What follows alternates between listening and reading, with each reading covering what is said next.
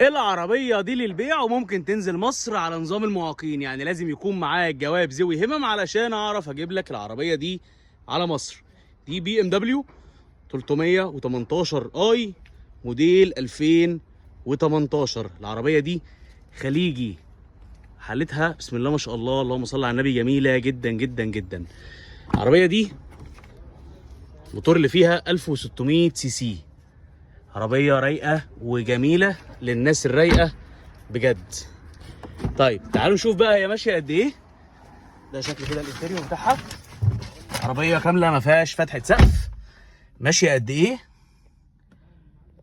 العربية ماشية 135 ألف كيلو بس.